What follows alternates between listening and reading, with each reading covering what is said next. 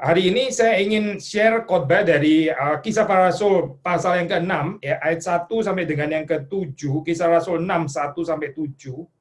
Ini adalah ayat yang dikhotbahkan untuk tanggal ini, ya. Jadi ini mengikuti kalender gereja. Seperti tadi, ayat fotum itu juga mengikuti kalender gereja. Ini adalah ayat renungannya, ya. Kisah Para Rasul 6, ayat 1 sampai dengan 7. Kita membaca, saya membaca ke semua ayatnya. Pada masa itu ketika jumlah murid makin bertambah, timbullah sungut-sungut di antara orang-orang Yahudi yang berbahasa Yunani terhadap orang-orang Ibrani, karena pembagian kepada janda-janda mereka diabaikan dalam pelayanan sehari-hari. Berhubungan itu, ke-12 Rasul itu memanggil semua murid berkumpul dan berkata, kami tidak merasa puas karena kami melalaikan firman Allah untuk melayani meja. Karena itu, saudara-saudara, pilihlah 7 orang dari antaramu yang terkenal baik dan yang penuh roh dan hikmat, supaya kami mengangkat mereka untuk tugas itu. Dan supaya kami sendiri dapat memusatkan pikiran dalam doa dan pelayanan firman. Usul itu diterima baik oleh seluruh jemaat, lalu mereka memilih Stefanus, seorang yang penuh iman dan Roh Kudus, dan Filipus, Prokorus, Nikanor, Timon, Parmenas, dan Nikolaus, seorang penganut agama Yahudi dari Antioquia. Mereka itu dihadapkan kepada rasul-rasul, lalu rasul-rasul itu pun berdoa dan meletakkan tangan di atas mereka. Firman Allah makin tersebar, dan jumlah murid di Yerusalem makin bertambah banyak. Juga sejumlah besar imam menyerahkan diri dan percaya. Demikian pembacaan firman Tuhan, mari kita masuk di dalam doa. Tuhan kami, pada saat ini kami mohon belas kasihan dan anugerah Tuhan, apa yang kami renungkan ini sungguh-sungguh Tuhan meteraikan dalam hati kami, Roh-Mu yang kudus boleh bekerja di dalam hati kami, meneguhkan kami, cinta kasih kami kepada Tuhan, dan kami dibuat menjadi orang-orang yang rendah hati untuk bisa taat kepada firman Tuhan, dan bukan hanya mengkonsumsi secara pikiran saja sebagai teori-teori yang indah belaka, tapi kami percaya dan kami menaatinya, kami mengalaminya dalam kehidupan kami. Kiranya Engkau memberi segala bijaksana kepada hamba-Mu. Berikanlah kalimat-kalimat yang berasal daripada Tuhan yang sesuai dengan pergumulan jemaat-Mu, yang boleh menjawab, yang boleh meneguhkan, yang boleh membawa kepada cinta yang lebih dalam kepada Tuhan dan kepada sesama. Demi Yesus Kristus kami berdoa, kami bersyukur. Amin. Nah, seperti saudara menyadari, ya, ada kaitan, ya, dengan fotum tadi yang kita baca, ya. Apa yang kamu lakukan terhadap saudara yang terkecil ini, ya, kamu juga melakukan juga untuk aku. Nah, ini di sini adalah persoalan tentang janda-janda miskin, ya, yang terabaikan, perhaps secara tidak sengaja di dalam pelayanan itu. Seperti saudara melihat ada kaitan antara fotum yang juga ditetapkan di dalam kalender gereja hari ini, dan juga perenungan firman Tuhan. Tapi sebelumnya kita mau membaca dari awal, ya. Ini adalah gambaran yang sudah melihat di dalam ayat 1. Ini adalah gereja yang sehat, deh, gereja yang sehat. Dari mana kita tahu ini adalah gereja yang sehat? Karena dalam ayat 1 dikatakan di situ pada masa itu, kapan? Yaitu ketika jumlah murid makin bertambah. Sudah perhatikan, ya, jumlah murid makin bertambah. Kita sudah pernah mengatakan bahwa jumlah itu memang bukan segala sesuatu, ya. Kita nggak bisa mengukur kesuksesan gereja hanya dari jumlah kehadirannya. Pasti ada faktor yang lain, ya. Tapi di sisi yang lain, jumlah juga bukan nothing, jumlah juga bukan bukan, kita nggak bisa mengatakan jumlah nggak penting sama sekali. Jumlah juga ada pentingnya, ada faktornya di dalam hal ini, ya. Tuhan seringkali juga mengonfirmasikannya melalui jumlah. Jadi jumlah ini memang bukan segala sesuatu, tapi juga bukan nothing yang pasti, ya. Nah, kita berdoa, di dalam kehidupan kita, di dalam kehidupan komunitas, Tuhan juga berkenan menambahkan jumlah, ya, di dalam jemaat kita. Tapi jumlah apa, Nah, saudara perhatikan, ya, bahwa ini tadi kita mengatakan benar-benar ada pertumbuhan, dan ini ada pertumbuhan yang sejati, karena jumlah yang ditambahkan kini adalah jumlah murid. Saudara perhatikan, ya, jumlah murid. Ada perbedaan, ya, gereja yang cuma tambah di dalam jumlah pengunjung, ya, dengan jumlah murid. Pengunjung gereja bisa banyak, bisa ratusan, bisa ribuan. Dan di antara ratusan ribuan itu, ya, berapa yang sungguh-sungguh mau dimuridkan oleh Kristus? Berapa yang sungguh-sungguh mau mengikut Kristus? Itu pertanyaannya, Gereja kita, kalau cuma tambah jumlah, di dalam pengertian, ya, kehadirannya tambah, Tapi orang sebetulnya nggak tertarik untuk menjadi murid Kristus. Ya ini bukan bicara pertumbuhan yang benar. Saya ini ya cuma pertumbuhan orang yang mengunjungi gereja begitu saja gitu. Terus terang saja saya kita di ini ya kebudayaan timur kita ini ya apalagi negara kita memang kan sila pertama ketuhanan yang Maha Esa. Orang itu didorong untuk punya agama. Beragama ya itu kewajiban di apa ini di bumi Indonesia begitu kan ya. Jadi kita memang ya biasalah semua orang beragama gitu seharusnya di Indonesia. Dan kita Kristen gitu ya, orang Kristen minggu ke gereja lah, ngapain lagi nggak ke gereja gitu kan ya. Atau kita paling nggak yang mengikuti apa secara streaming lah dan sebagainya gitu. Memang ini hari Minggu, kebudayaannya orang Kristen memang harus beribadah. Tapi kalau cuma sampai kepada level kebudayaan saja, saya ini masalah ya ini. Berarti nggak ada pertumbuhan yang sesungguhnya. Gitu. Yesus itu memuridkan. Maka gereja juga harus memuridkan ya di dalam hal ini ya. Pemuridan itu penting, saya. Jadi ini ada satu pertumbuhan yang real, bukan pertumbuhan yang apa ya, yang kita pikir pertumbuhan padahal sebetulnya tidak. By the way, saya nggak tahu saudara sudah mendengar atau tidak ya di belakang saudara itu kan ada ini ya, apa crying room, baby room. Seperti saudara tahu itu kan ruko sebelah ya. Lalu kami di dalam ini apa pengurus yang mengumulkan ini apa dan juga memutuskan untuk membeli ya ruko di sebelah itu sehingga nanti ini apa gedung juga bisa diperluas ya ini apa ke belakang ya akan lebih ada ruang ya, di dalam termasuk juga untuk kita kebaktian ya. Nah ini satu berkat Tuhan ya di dalam situasi seperti ini gitu kita masih bisa memperluas gitu. Tetapi yang saya mau katakan ini kalimat yang sama yang saya katakan waktu di Kelapa Gading juga renovasi ya. Gereja diperluas itu satu hal, gedungnya diperluas itu satu hal ya.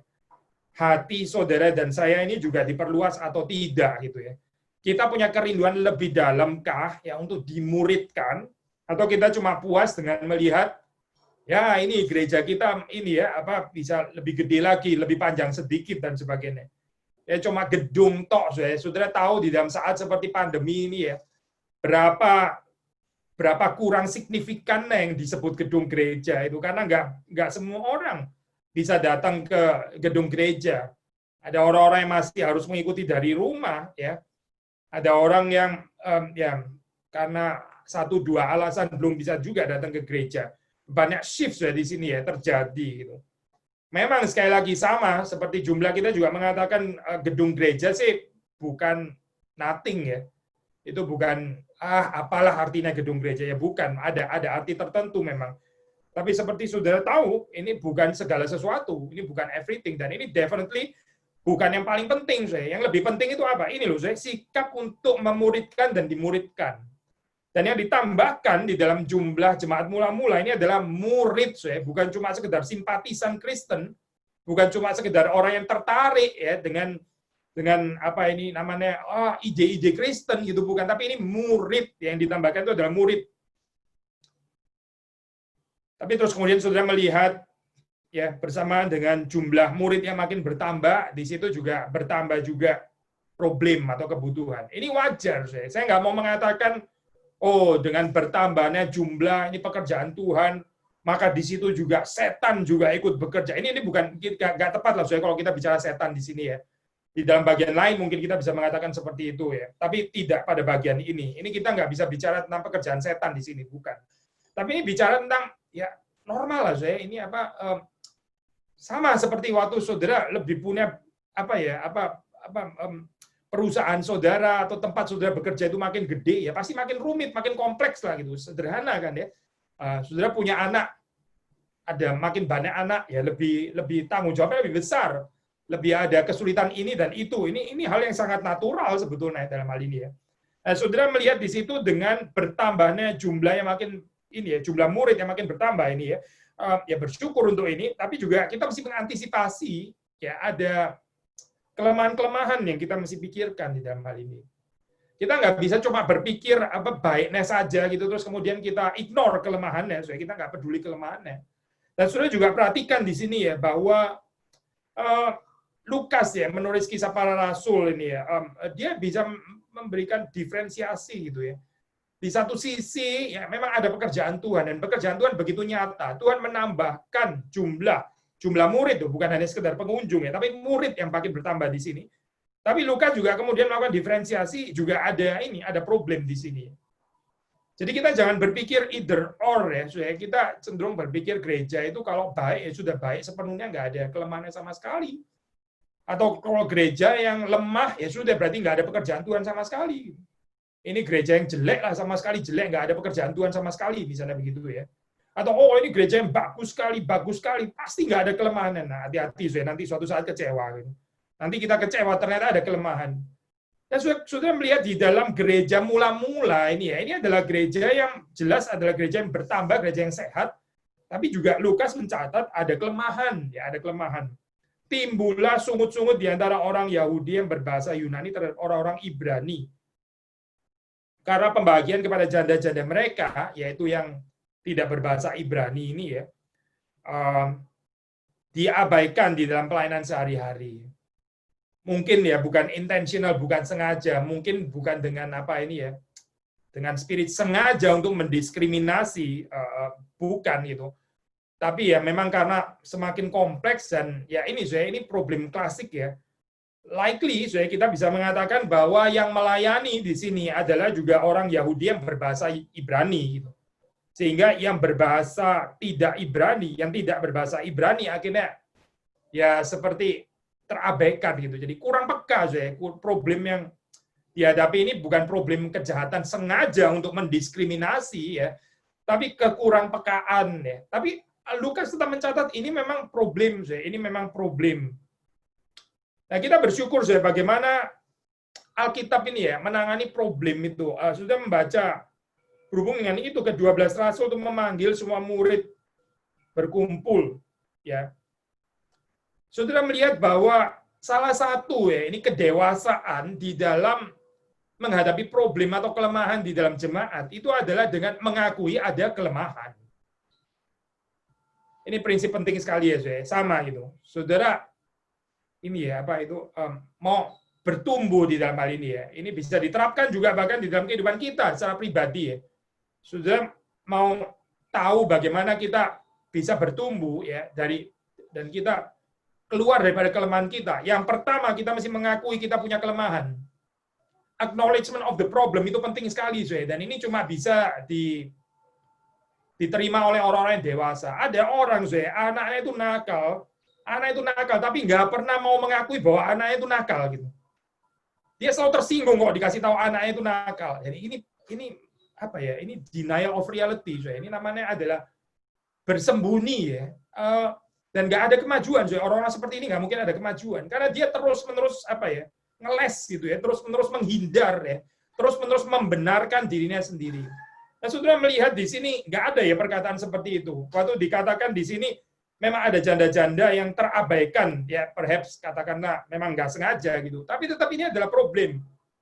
Saudara nggak mendapati disuruh rasul-rasul bilang, kalian ini jangan terlalu sensitif lah ya. Kita juga nggak sengaja loh kayak begini. Kayak gini aja terlalu dimasukin hati. Nggak usah dimasukin hati gitu. Kamu tinggal minta aja sebetulnya. Nggak usah main tersinggung seperti itu. Kita juga lemah kan ya. Kalian mesti ngerti dong kesulitan kita, orang gereja kita juga tambah gede. Oh tidak, tidak. Itu bukan perkataan daripada para rasul. Tapi problem ini diadres, ya, problem ini dikatakan dan kemudian ditangani dengan dewasa. Sekali lagi, kalau kita mau maju di dalam banyak hal, entah itu hidup kita pribadi, keluarga kita, ya, atau ini gereja kita dan sebagainya. Ya, salah satu yang langkah pertama ini adalah kerendahan hati untuk mengakui memang ada kelemahan, ada kekurangan di sini. Ya. Sekali lagi ya, orang yang terus-menerus membenarkan diri, ya, orang yang terus-menerus membela, ya, orang yang terus-menerus berargumentasi dan sebagainya, menyelamatkan dirinya sendiri, nggak ada kemajuan, itu nggak ada harapan itu di depan nggak mungkin ada yang baik yang menanti. Karena apa ya? Karena dia sendiri nggak mau berubah, dia sendiri nggak mau melihat bahwa memang ada kelemahan di dalam kehidupannya. Tapi sudah melihat tidak demikian ya dengan ke-12 rasul itu. Bahkan Lukas pun juga mencatat bahwa memang ini adalah problem. Ya, ini adalah problem dicatat dalam ayat pertama dan ayat kedua di situ. Ke-12 rasul itu mereka memanggil semua murid berkumpul dan mereka berkata, kami tidak merasa puas karena kami melalaikan firman Allah untuk melayani meja. Nah, saudara perhatikan, saya kalimat ini, kalau saudara analisa, itu menyatakan bahwa mereka sudah mencoba untuk melayani. Mereka bukan nggak mau tahu, tapi mereka mencoba untuk melayani, ngurusin meja juga, tapi mereka sadar bahwa mereka terbatas. Bahwa mereka sadar bahwa waktu mereka melayani ini, ya, ngurusin meja ini, akhirnya firman Allah itu terlalaikan. Kami tidak merasa puas karena kami melalaikan firman Allah untuk melayani meja. Sudah perhatikan ya. Jadi ke-12 rasul ini bukan nggak mau tahu dengan urusan seperti ini, tapi mereka sadar setelah mereka mengerjakan itu, memang itu sebetulnya sebaiknya dikerjakan oleh orang lain. Bukan karena mereka malas, ya. Kalau malas lain lagi ya, saya. Hamba Tuhan kalau malas itu persoalan lain lagi gitu. Ini bukan karena mereka malas, ya, tapi karena memang mereka tahu ya, dengan mengerjakan itu, karena keterbatasan mereka, akhirnya mereka nggak bisa mempersiapkan firman Tuhan dengan baik. Sudah mempersiapkan firman Tuhan itu penting sekali ya, saya. Karena ini seperti mempersiapkan makanan, ya, makanan rohani bagi jemaat. Sudah kalau di rumah ya, di sana makanan yang disediakan itu adalah makanan yang basi, gitu ya. Makanan 3 hari lalu, sudah mulai keluar ijo-ijo gitu atau apa ya. Terus sudah bilang, oh bersyukur ya ada tambahan sayur-sayuran yang disebut jamur itu.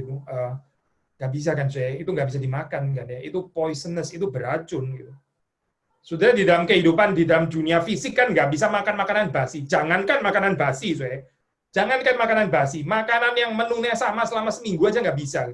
Coba ayo, saudara mulai dari hari Senin, apalah katakanlah apa ya, rawon atau apalah, atau soto atau apa ya, pokoknya soto, wah soto terus gitu ya. Paling nggak mesti ada variasi ya.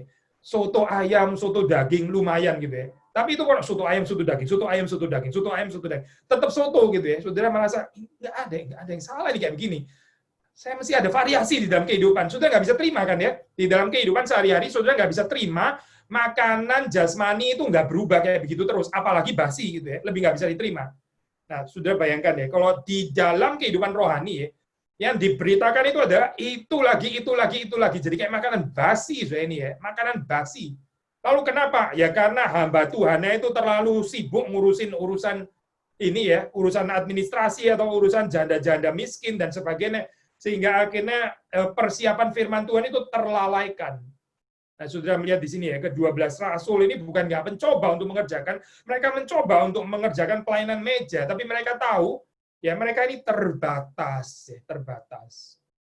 Saudara, gereja yang sehat itu ya bukan gereja yang di dalamnya itu ada 1, 2, 3 ya, orang yang menonjol sekali, yang ada super power gitu misalnya ya, yang sangat berbakat, yang dia bisa kerja apapun dari A sampai Z gitu misalnya. Itu bukan gereja yang kuat, ya bukan. Gereja yang kuat itu adalah di mana semua jemaatnya ya itu ada perannya. Gereja yang kuat, gereja yang diberkati Tuhan itu ada keterkaitan satu dengan yang lain dan ada saling kebergantungan. Gereja yang diberkati itu adalah hamba Tuhannya nggak bisa kerja sendiri. Itu gereja yang diberkati Tuhan. Seperti di sini ya, saudara melihat rasul ya 12 loh, ini 12 ya.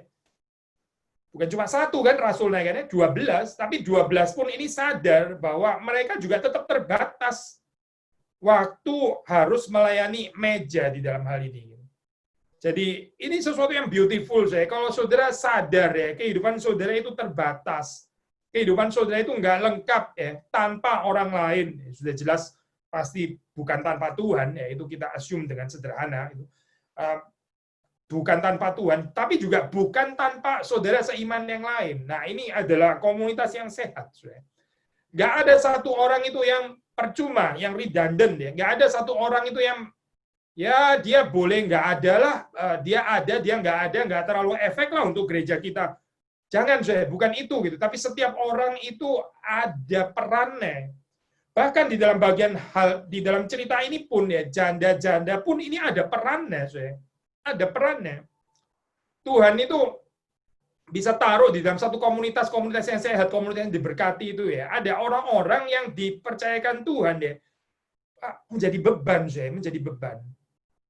Memang kita secara manusia ya, kita kita lebih suka kalau jemaat kita itu misalnya nggak ada yang jadi beban gitu ya.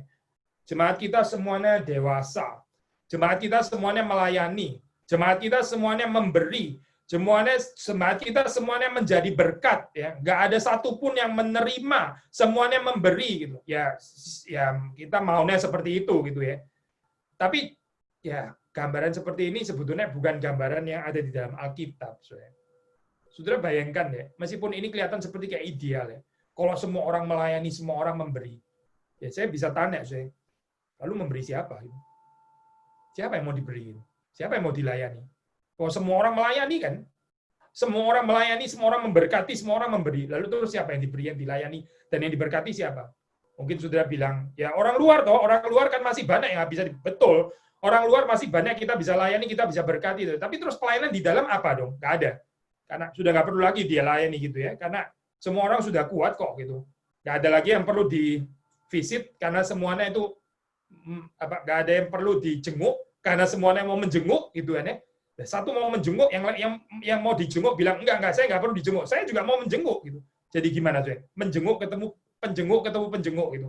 Jadi nggak ada yang dibesuk dong berarti di sini karena nggak ada yang membutuhkan juga. Semuanya pada mau yang besuk gitu dalam hal ini.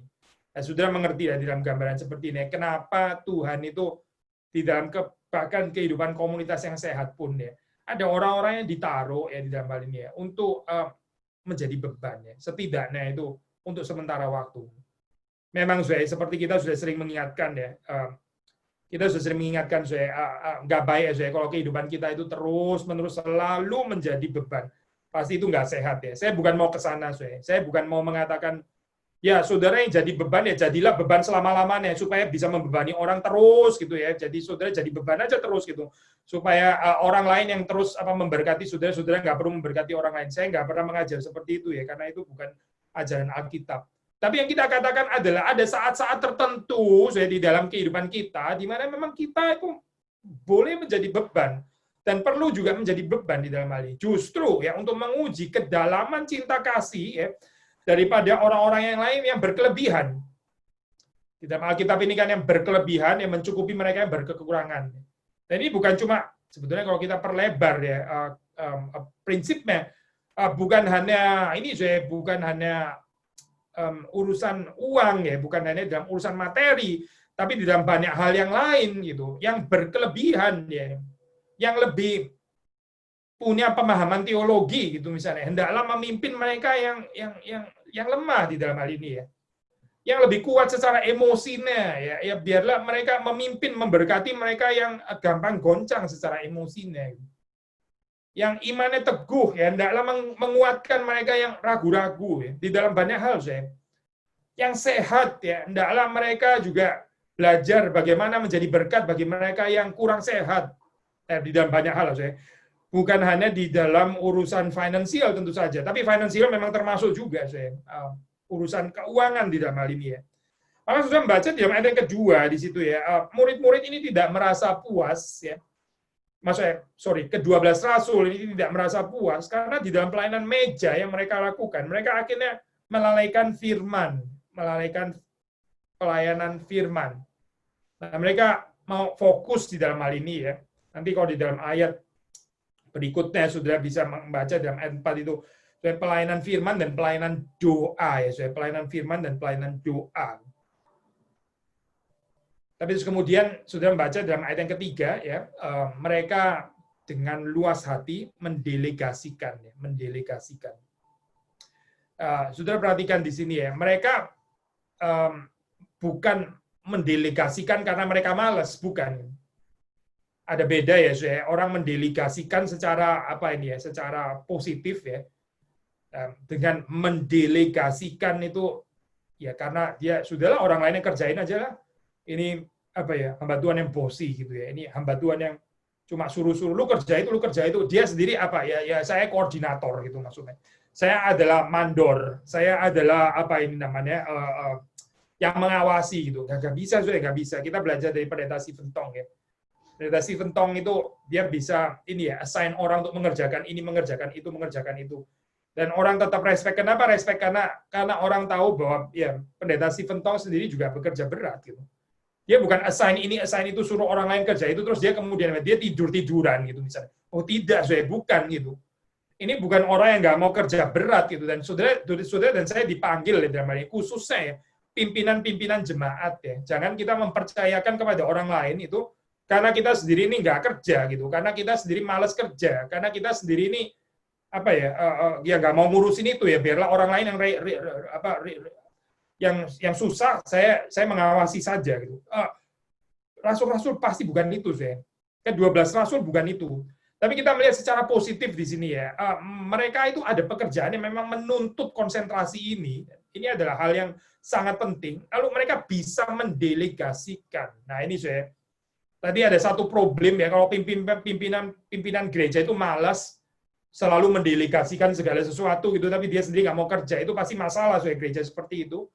Tapi di sisi yang lain, kalau pimpinan gereja itu nggak mau mempercayakan deh, ini jadi masuk ke isu power ya. Semuanya itu mau dikontrol oleh dia gitu. Dia mau kontrol semuanya, dan dia cenderung nggak bisa percaya kepada orang lain. Ya ini masalah yang lain lagi gitu. Maka sudah melihat di dalam kisah para rasul ini ya, ada apa ya, keseimbangan yang sangat indah gitu. Di satu sisi ya, mereka bukan orang malas, maksudnya ke-12 rasul ini ya. Dan di sisi yang lain, mereka juga berani untuk mendelegasikan. Ini ya, sudah membaca di dalam ayat yang ketiga, karena itu sudah pilihlah 7 orang dari antaramu yang terkenal baik dan yang penuh roh dan hikmat, supaya kami mengangkat mereka untuk tugas itu. Ada kepercayaan. Kita mesti cek di dalam hal ini ya. Orang yang suka kontrol dan nggak membiarkan orang lain juga bisa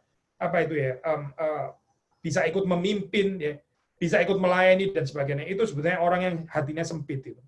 Sekali lagi ya saya, orang yang suka kontrol ya saya, orang yang suka kontrol tapi dia nggak bisa mendelegasikan, dia nggak bisa mempercayakan kepada orang lain, semuanya harus lewat dia gitu dalam hal ini. Itu orang yang hatinya sempit itu, dan dia ada persoalan dengan isu power gitu. Saudara perhatikan di dalam jemaat mula-mula ya, ke-12 rasul itu bukan orang-orang seperti ini, saya. Ini bukan orang-orang yang gila hormat, gila kuasa, gila power, gila jabatan, bukan. Mereka bisa mendelegasikan kepada 7 orang ini, dan mereka kualifikasinya juga sangat tinggi gitu ya. Dikatakan di sini ada orang yang terkenal baik, penuh roh dan hikmat. Ini berarti apa, saya? Mereka tidak takut tersaingi. Ya. Pendeta Stephen Tong pernah mengatakan ya, ada pimpinan gereja itu kalau cari bawahan, selalu cari bawahan yang lebih bodoh gitu ya. Jadi dia seperti yang menikmati dapat bawahan yang lebih bodoh. Akhirnya gerejanya nggak pernah maju. Kenapa? Karena dia selalu cari yang lebih bodoh gitu. Akhirnya ntar bawahannya itu cari bawahan lagi yang lebih bodoh lagi gitu. Akhirnya itu kumpulan orang-orang yang makin lama makin bodoh. Maaf ya, kalimat ini nggak enak didengar gitu. Tapi ini bukan nggak ada faktanya gitu. Kenapa saya pilih yang lebih bodoh? Karena dia takut disaingi. Karena dia hatinya sempit gitu ya. Jadi dia pokoknya harus selalu cari yang lebih bodoh gitu ya. Ini saudara bisa terapkan juga di dalam ini ya, di dalam banyak hal gitu. Kalau kita kepingin punya anak kita harus selalu lebih bodoh daripada kita ya, berarti keturunan saudara makin lama makin bodoh lah ini ya, ini generasi yang makin lama makin bodoh gitu. Karena apa? Karena orang tuanya takut disaingi ya. Khawatir kalau anaknya lebih pintar daripada dia. Ini kacau seperti ini ya. Di dalam gereja juga kacau seperti ini gitu. Kalau kita terus kemudian ini ya mengharapkan ya orang yang di bawah saya sebaliknya lebih bodoh gitu, supaya saya lebih bisa kontrol gitu, supaya saya tetap yang adalah yang paling atas. Kacau ini. Tapi sudah melihat ya, rasul-rasul itu bukan seperti itu ya. Rasul-rasul ini memberikan kualifikasi yang sangat tinggi ya. Ini adalah yang terkenal baik, yang penuh roh dan penuh hikmat. Biarlah mereka diangkat untuk tugas itu. Dan betul gitu. Kita bahkan bisa mengatakan ya to certain extent orang seperti Stefanus itu kan ya. Dia adalah martir yang pertama yang dicatat, bahkan mendahului Petrus, mendahului Yakobus, mendahului Yohanes. Ya Yohanes sampai terakhir memang dia nggak mati martir ya. Tapi Stefanus ini ya orang yang penuh iman dan Roh Kudus dikatakan di dalam ayat yang kelima. Indeed ya saya, indeed betul-betul pilihan yang tepat gitu. Nah, saudara melihat di sini di dalam ayat yang ketiga itu bahwa rasul-rasul ini ya menggumulkan ini bersama-sama dengan jemaat supaya orang-orang yang memimpin ya, orang-orang yang memimpin di gereja itu betul-betul adalah orang yang memang punya hati ya, yang punya hikmat, yang terkenal baik, reputasinya itu baik di masyarakat, dan yang penuh roh. Ya.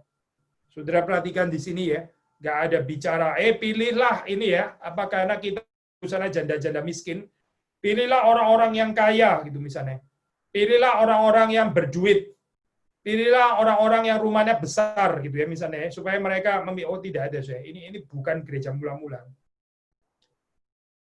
Kita kalau nggak hati-hati ya saya, ini jadi persoalan klasik di dalam gereja ya. Yang memimpin di gereja itu bukan orang-orang yang punya hati, tapi bisa orang-orang yang kaya, orang-orang yang punya uang, ya, donatur dan sebagainya. Kita kalau nggak hati-hati saya bisa jatuh ke sana. Tuhan menolong kita ya supaya kita tetap bisa setia seperti prinsip yang ada di dalam gereja mula-mula. Saudara membaca di dalam bagian ini bukan orang-orang kaya saya yang dipilih, bukan Ananias dan Safira, bukan. Tapi yang dipilih ini adalah orang-orang yang terkenal baik reputasinya di masyarakat, mereka yang penuh roh dan penuh hikmat. Inilah saya orang-orang yang memang sangat akan bermanfaat untuk gereja. Karena mereka juga beres di dalam mereka ini apa menggembalakan, di dalam mereka memperhatikan. Lalu ayat 4 sekali lagi seperti yang tadi kita sudah singgung ya. Dikatakan di situ supaya kami sendiri ke-12 rasul itu dapat memusatkan pikiran dalam doa dan pelayanan firman. Pelayanan firman tadi kita sudah bahas ya, mengapa itu penting, karena ini adalah makanan rohani.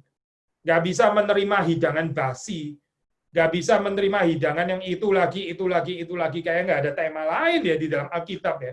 Bolak-balik ngomong ini terus, akibatnya apa saya? Nggak ada pertumbuhan jemaat, jemaatnya nggak bertumbuh. Nah, apa nih yang mau dimuridkan kalau nggak dikasih makan dengan benar di dalam hal ini ya?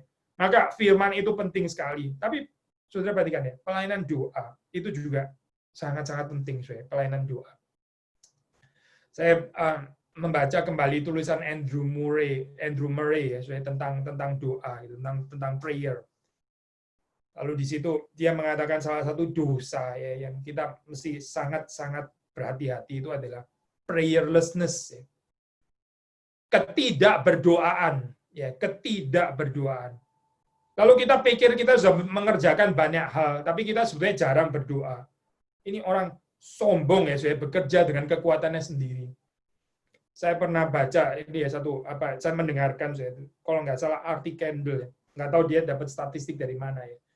Tapi dia pernah ada statistik itu dia hamba Tuhan itu rata-rata doanya itu 1 hari ya.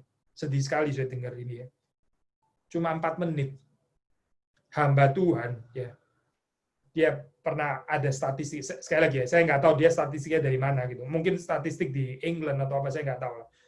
Tapi dia pernah mengatakan hamba Tuhan itu setelah dibikin ini ya angket atau apa gitu diberikan studi empiris. Ternyata hamba Tuhan itu berdoa 1 hari itu cuma rata-rata 4 menit saja, 4 menit. Lah kalau hamba Tuhan itu doanya cuma 4 menit ya, terus kemudian jemaatnya kira-kira doanya itu berapa menit ya? 1 menit jangan-jangan itu. Atau mungkin ada jemaat yang doanya 1 hari 20 menit mah. Kalau gitu jemaat itu aja yang jadi hamba Tuhan harusnya gitu. Hamba Tuhan yang turun. Hamba Tuhannya berhenti saja jadi hamba Tuhan, nggak usah jadi hamba Tuhan lagi. Masa berdoa 1 hari cuma 4 menit. Tapi kita merasa seperti kayak sudah mengerjakan banyak hal ya, bisa khotbah lah, apalah ini ya. Andrew Murray sampai mengatakan kalimat seperti ini ya, saya kutip agak bebas ya, karena saya nggak hafal persisnya gitu. Banyak hamba Tuhan tuh berpikir yang penting itu pelayanan penggembalaan ya, besuk, visitation, khotbah, termasuk apa gitu ya. Tapi sebetulnya mereka itu neglect prayer. Mereka nggak berdoa gitu. Mereka melakukan mungkin banyak konseling ini dan itu dan apa, tapi mereka kurang berdoa. Akhirnya pelayanan itu lumpuh sebenarnya di dalam hal ini ya. Khotbahnya kelihatan khotbah yang sangat menarik ya, wah insightful, wah ini dalam ya khotbahnya. Tapi terus kemudian nggak ada yang dimuridkan gitu. Ini kata-kata keluar begitu saja begitu, nggak ada yang nggak dimeteraikan juga oleh Tuhan di dalam hati orang yang mendengarkan. Nah, ini sia-sia, pelayanan seperti ini adalah pelayanan sia-sia. Andrew Murray ini ya, dia melanjutkan bahkan ini ya yang ditakuti oleh setan itu ya, yang paling ditakuti itu ya, ini orang-orang yang berdoa. Maka rasul-rasul ini bukan ini bukan excuse ya, bukan. Mereka menangkap dengan jelas ya. Pelayanan doa ini pelayanan yang sangat penting. Sudah membaca di dalam kehidupan para reformator ya, mereka semua ini prajurit doa, saya. Nggak ada yang bukan pendoa, itu nggak ada. Saudara nimit lah, mau Calvin, mau siapa itu, mau Luther atau mau orang-orang Puritan atau siapa, mereka itu semuanya adalah para pendoa, saya, pendoa. Tapi kita ini, saya, kita menggantikan doa dengan aktivitas. Kita pikir dengan counseling orang kita sudah melakukan sesuatu bagi Tuhan. Padahal itu semuanya nggak berguna dan nggak disertai dengan kuasa Tuhan, karena dengan bijaksana kita sendiri, dengan hikmat kita sendiri, dan akhirnya nggak kemana-mana, dan nggak ada pemuritan juga yang sedang terjadi di sana. Gitu. Alangkah kasihannya ya keadaan seperti ini. Kita pikir kita sudah bekerja banyak, ternyata kosong semuanya gitu. Nggak ada yang dikerjakan apa-apa di sini. Nah ini saya, mari kita mengumpulkan hal ini ya. Ya bersama dengan ini saya mau mengatakan bukan hanya hamba Tuhan saja yang berdoa saya, tapi ikutlah di dalam persekutuan doa. Saudara ikutlah di dalam persekutuan doa. Hamba Tuhan saudara itu harus berdoa, betul. Tapi saudara sendiri juga mendukung dia di dalam doa. Dan mendukung dia di dalam kehidupan doa saudara sehari-hari, tapi juga doa waktu persekutuan doa. Ya, kita melatih lah saya ini ya Pak, spiritual exercise ini ya. Saya beberapa waktu yang lalu, waktu bahas tentang doa ya, saya lupa di mungkin Katekismus Heidelberg atau apa gitu. Ada pertanyaan yang bagus gitu ya. Dia tanya kalimat ini ya. Kalau kita melihat kehidupan orang-orang itu ya, mereka bisa berdoa sampai 1 jam, berjam-jam dan sebagainya. Saya kok susah ya berdoa gitu ya. Saya berdoa 5 menit sudah melayang pikiran saya itu, melayang kemana-mana, nggak bisa konsentrasi gitu ya. Saya mengatakan ya belajar daripada orang Puritan ya. Mereka mengajarkan kita belajar berdoa sampai kita berdoa. Pray until you pray. Berdoalah sampai kamu berdoa. Waktu kita berdoa ya, menit pertama, menit kedua, ketiga, mungkin masih melayang-layang gitu. Sudah kepingin amin, sudah kepingin berhenti gitu. Itu masih belum berdoa, saya. Tapi kalau betul-betul sudah masuk ke dalam doa ya, itu kita bisa menyanyi betul-betul apa yang dikatakan di dalam lagu itu. Sweet hours of prayer, itu jam-jam yang indah di dalam doa. Berapa banyak saudara menyediakan waktu ya, berapa dalam ya untuk kehidupan berdoa. Atau kita lebih menghabiskan waktu kita untuk hal-hal yang lain. Apalagi sekarang ada ini ya, saya. Kita bisa 1 hari keisi keisi penuh waktu kita. Nggak habis-habis ya, YouTube itu nggak habis-habis, kita mau nonton apa saja ada. Selesai 1 film bisa disusul dengan film yang lain. Selesai 1 bisa ada yang lain. Dan WA chatting ya nggak pernah berhenti ya, kita bisa jawab terus seharian nggak selesai-selesai gitu ya. Kapan saudara dan saya berdoa? Gereja yang diberkati Tuhan, itu ada pendoaannya, dan seperti di sini ya, ke-12 rasul ini mereka mengatakan ya supaya kami sendiri dapat memusatkan pikiran dalam doa dan pelayanan firman. Doa dan pelayanan firman ya, bukan hanya pelayanan meja. Pelayanan meja penting karena itu memang mereka memikirkan dengan sungguh-sungguh ya ini, tapi juga pelayanan doa dan pelayanan firman. Nah, usul itu diterima baik oleh jemaat. Lalu sudah membaca di sini ya, ada Stefanus, ada Filipus, Prochorus, Nikanor, Timon, Parmenas, Nikolaus, 7 orang ini ya. Setidaknya dari 7 orang, sudah tahu ada 2 orang itu ya, Stefanus dan Filipus, bukan hanya melayani meja. Ya. Mereka bukan hanya melayani meja. Mereka juga berkhotbah, mereka menginjili, mereka menjadi saksi. Mereka dipenuhi Roh Kudus. Kita bisa belajar apa sih saya ini ya? Ini ya, gereja yang sehat ya. Orang itu bukan hanya menjalankan job description gitu.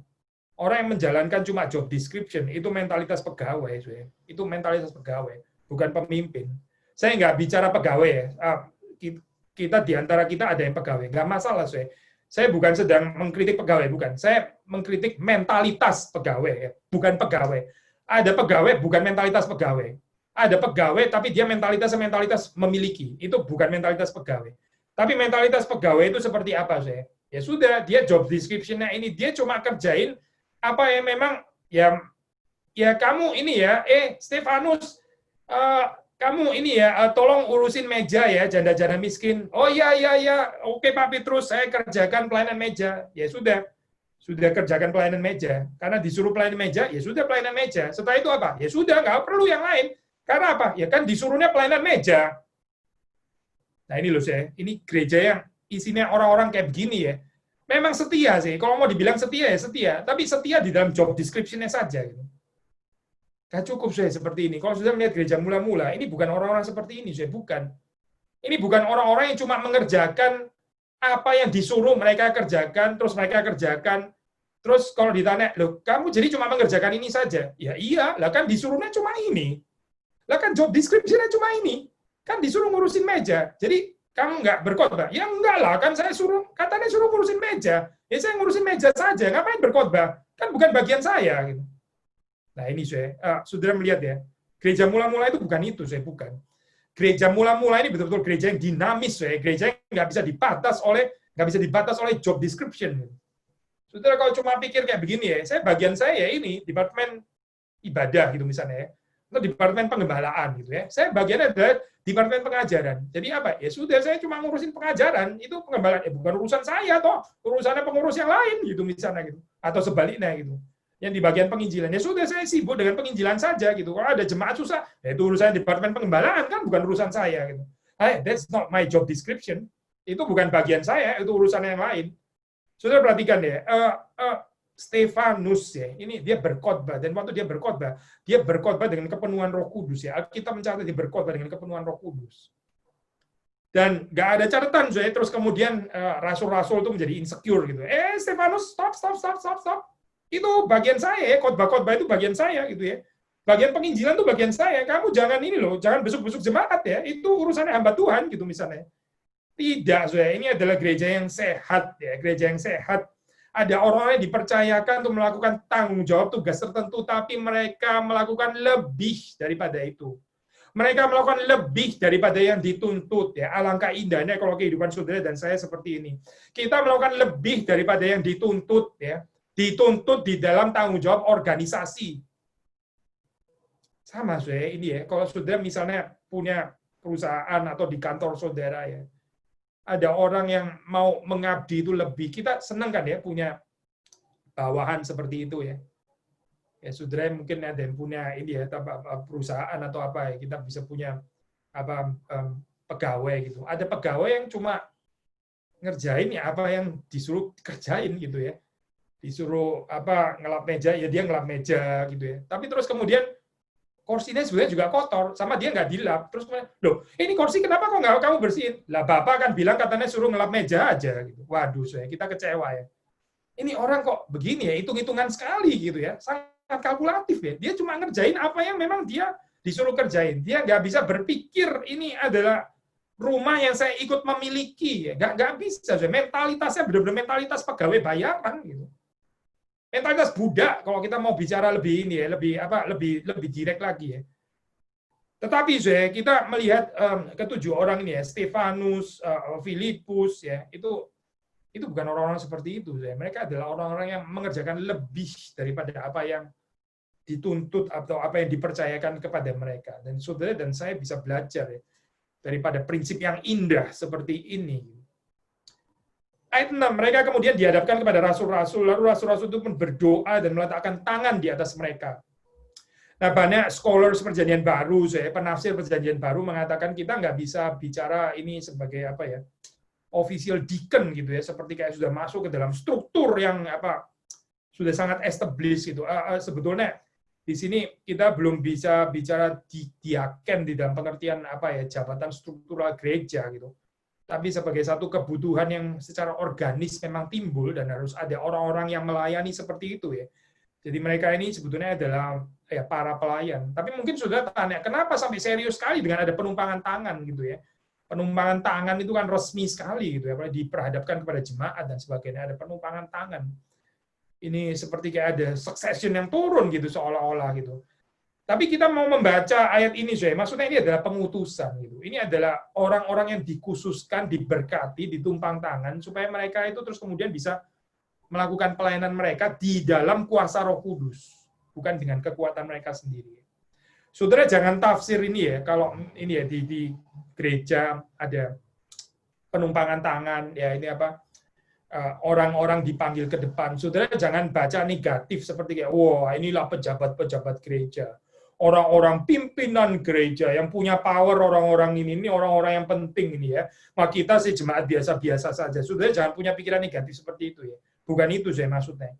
Seperti di sini dicatat ya, waktu rasul-rasul itu menumpangkan tangan, ya ini bukan mau mengatakan, saudara-saudara, ini adalah orang-orang penting ya di gereja kita ya. Saudara mesti hati-hati dengan mereka ya. Ini hampir setara loh dengan rasul, hormatilah mereka. Mereka orang-orang besar di dalam gereja kita. Pasti bukan itu saya spiritnya, pasti bukan itu. Spiritnya itu adalah apa saya? Ini spiritnya adalah pengutusan, orang yang ditumpang tangan, itu berarti dia dipercayakan untuk masuk ke dalam kehidupan yang lebih berkorban, yang melayani jemaat. Nah, baru saya kalau kita berpikir seperti ini ya, kita sehat saya kehidupan pelayanan kita. Di dalam dunia saya orang itu lebih mementingkan jabatan ya, posisi ya. Itu sebenarnya dijaga sekali ya di dalam kehidupan jemaat Tuhan. Yang penting itu kita berfungsi atau nggak berfungsi. Saudara berjabatan tapi nggak berfungsi, apa gunanya? Lebih baik kita nggak ada jabatan ya, tapi terus kemudian berfungsi dan ya menjadi berkat bagi jemaat, melayani jemaat, itu lebih baik.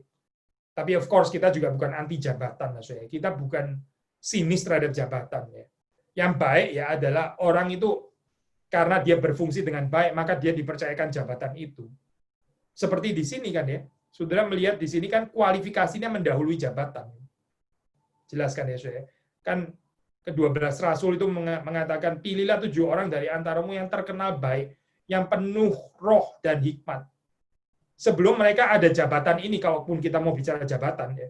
Mereka sudah terkenal baik, sudah penuh roh dan sudah penuh hikmat, betul kan ya? Jadi kualifikasi ini mendahului jabatan. Jangan jabatan diserahkan dulu ya, terus kemudian kamu sudah ini loh ya. Kamu sudah pengurus, maka ya baik-baiklah kamu gitu ya. Karena kamu pengurus gitu. Telat. Kita terbalik ya, harusnya mengikuti ini ya, mengikuti jemaat mula-mula. Kualifikasi karakter itu sudah ada terlebih dahulu, baru kemudian itu dipilih ya. Bukan seseorang dipilih, dipercayakan jabatan, baru karena ada jabatan, lalu mereka mesti bagaimana caranya memperbaiki karakter. Sudah terlambat. Orang-orang kayak begini akhirnya cuma menduduki jabatan saja, tapi nggak berfungsi akhirnya di dalam kehidupannya. Tetapi kita membaca di dalam ayat ke-6 ini ya, waktu rasul-rasul itu meletakkan tangan di atas mereka ya. Ini berarti apa saya? Mereka mengonfirmasi ya, bahwa memang ke-7 orang ini adalah orang-orang yang memang sudah punya kualifikasi ini. Jadi ada legitimasi ya, daripada pimpinan jemaat mula-mula, yaitu dalam hal ini ke-12 rasul itu. Terakhir, ayat ke-7, di sini dikatakan firman Allah makin tersebar, dan jumlah murid di Yerusalem makin bertambah banyak. Juga sejumlah besar imam menyerahkan diri dan percaya. Saudara perhatikan di sini ya, pertumbuhan daripada jemaat, pertumbuhan gereja ini ya, firman Allah yang makin tersebar nih. Bukan tanpa orang-orang ya yang melengkapi pelayanan daripada ke-12 rasul itu ya. Maksudnya begini saya, Alkitab nggak mengatakan firman Allah tersebar, jumlah murid di Yerusalem makin bertambah banyak. Karena apa? Karena khotbahnya Petrus itu sangat luar biasa. Ini bukan bicara tentang khotbahnya Petrus terutama, saya. Bukan. Memang betul ya, ada pelayanan khotbah, pemberitaan firman tadi ya. Rasul-rasul itu memusatkan diri pada pelayanan doa dan pelayanan firman. Berarti memang ada peran pemberitaan firman, khotbah dan sebagainya. Betul gitu. Tapi bukan tanpa pelayanan daripada orang-orang yang memperhatikan janda-janda miskin ini. Saudara perhatikan ya, itu gereja diberkati Tuhan ya, karena Tuhan itu melihat kita juga menyentuh bagian-bagian yang kelihatannya seperti nggak penting seperti ini, atau tidak. Gitu.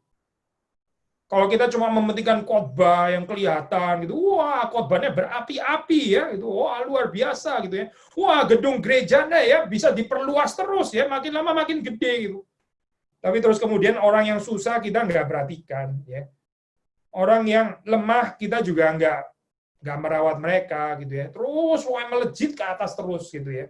Saya percaya itu bukan gereja yang diberkati Tuhan, saya. Itu gereja yang cuma ya berhasil secara tampak luar saja, gitu. Tapi waktu Tuhan menilai, Tuhan mungkin akan sedih, gitu. Karena apa? Ya karena ini ya. Tadi ya, ayat fotum itu tadi ya. Yang kamu lakukan bagi yang terkecil, yang terhina ini, yang paling nggak penting, kamu melakukannya untuk aku. Tapi gereja gagal mengerti ayat ini. Ya. Gereja maunya itu dikenang dengan hal-hal yang besar, ya, pencapaian-pencapaian yang besar. Tapi nggak tertarik melakukan hal-hal yang sederhana, yang kecil, yang nggak bisa didokumentasi. yang nggak cocok untuk kita bisa jepret gitu ya, misalnya meskipun sekarang orang bagi sembako ternyata masih ada jepret juga. Ini aneh ya saudara. Ini ibaratnya ini kan saudara menguatkan orang lain, lalu saudara mengcounseling, saudara mendoakan, terus saudara panggil fotografer, tolong dong foto saya, ini saya lagi mendoakan orang lain nih, ayo foto. Gitu ya, foto gitu, terus ada tangan yang gini di foto gitu sambil lihat gini sedang berdoa. Ini aneh sekali kan, saya lucu sekali gitu. Pelayanan kok untuk didokumentasi gitu. Tapi yang kita mau katakan adalah ini saya hal-hal yang kecil seperti ini ya, biasanya nggak menarik saya untuk didokumentasi gitu. Nggak menarik untuk didokumentasi karena nggak ada yang penting untuk didokumentasi. Yet precisely saya justru hal-hal yang seperti ini yang Tuhan itu menguji di dalam kehidupan kita gitu. Ini dikerjakan atau tidak. Kita sudah berkali-kali ya saya mengatakan ini ya, ini apa dalam saat seperti ini ya, ini saat pandemi ini membukakan banyak hal ya, termasuk yang dibukakan itu apokaliptik yang disingkapkan itu adalah ya bagaimana sekarang gereja merespons ini saya, merespons keadaan yang sulit ini ya, banyak orang yang kesulitan, banyak orang yang mengalami krisis. Nah, di sini kita disingkap saya di sini. Bagaimana kita menghadapi persoalan ini? Sama seperti gereja mula-mula juga disingkap juga saya. Ini ada problem janda-janda miskin yang tidak tertangani dengan baik. Bagaimana gereja menghadapi? Ya, ternyata gereja pada zaman itu bukan membenarkan diri sendiri. Enggak kok, ini sebetulnya kita melayani mereka aja nggak tahu tidak saya. Mereka tahu mereka ada kekurangan, mereka ada kelemahan, mereka nggak melakukan self justification. Mereka bukan berargumentasi membenarkan diri mereka sendiri, tidak gitu. Tapi mereka mencari persoalan di mana dan bagaimana bisa menyelesaikan persoalan ini, dan ini diberkati oleh Tuhan gitu ya. Bersyukur kita mendapat cerita ini, dan sekali lagi ayat 7 waktu dikatakan firman Allah makin tersebar, jumlah murid di Yerusalem makin bertambah banyak. Kita ingin gereja kita juga seperti ini ya. Kita juga rindu firman Allah makin tersebar, jumlah murid ya bukan jumlah pengunjung, tapi jumlah murid yang bertambah banyak. Kita rindu jumlah murid bertambah banyak di gereja kita. Tapi sekali lagi ini bukan tanpa pelayanan orang-orang seperti Stefanus, seperti Filipus dan yang lain-lain itu ya, yang mendukung, yang melengkapi ya, pelayanan daripada ke-12 rasul itu. Saya rindu jemaat di Harapan Indah ya, jangan biarkan Pak Ruben, jangan biarkan pengurus-pengurus itu bekerja sendiri gitu. Tapi mari kita bersama-sama mengerjakan bagian kita masing-masing ya. Saling memperhatikan ya, saling mengasihi ya. Kalau sudah betul-betul di dalam keadaan kekurangan ya, jangan sungkan. Memang di dalam saat seperti ini banyak orang kesulitan jangan sungkan untuk memberitahukan persoalan saudara. Ya, kita sebagai gereja akan memikirkan jalan keluar yang terbaik bagaimana. Tapi sisi yang lain ya, saya juga mengatakan saudara suatu saat waktu saudara dipulihkan ya, waktu saudara dibangkitkan dalam keadaan yang sulit ini, jangan lupa memberkati orang lain ya, karena kita pernah diberkati, kita pernah ditolong, kita pernah dilayani ya. Kita mari ya, waktu saatnya itu tiba, kita juga memberkati, kita juga menolong, kita juga melayani yang lain. Dengan demikian kita betul-betul bertumbuh sebagai murid ya, yang terus-menerus makin hari itu makin dewasa di dalam Tuhan. Kiranya Tuhan Yesus memberkati kita semua. Mari kita masuk di dalam doa. Tuhan, kami bersyukur karena Engkau memberikan kepada kami firman Tuhan, dan tolong supaya ini Tuhan hidupkan di dalam diri kami masing-masing, dan bukan hanya menjadi teori-teori yang indah yang kami hanya mengaguminya secara teori, tapi kami sebetulnya tidak percaya dan kami tidak tertarik untuk melakukannya di dalam kehidupan kami. Tuhan, ampuni segala kekurangan kami, segala kelemahan kami, dan tolong supaya kami ini boleh menjadi jemaat yang bertumbuh, jemaat yang sungguh-sungguh dimuridkan oleh Tuhan sendiri. Kuasa firman Tuhan, Roh-Mu yang kudus bekerja di tengah-tengah kami, dan mohon di dalam saat-saat seperti ini kami melihat sekeliling kami, mereka yang kekurangan, mereka yang miskin, mereka yang helpless, yang tidak berdaya, supaya di dalam kekuatan Tuhan, kami yang berkelebihan, kami belajar juga untuk mencukupi mereka yang berkekurangan. Dan tolong mereka yang berkekurangan, ya ketika Tuhan sudah pulihkan, Mereka tidak lupa kebaikan Tuhan dan belajar untuk memberi juga, belajar untuk mengasihi, belajar untuk melayani dan memberkati yang lain. Demi Yesus Kristus kami berdoa, kami bersyukur. Amin.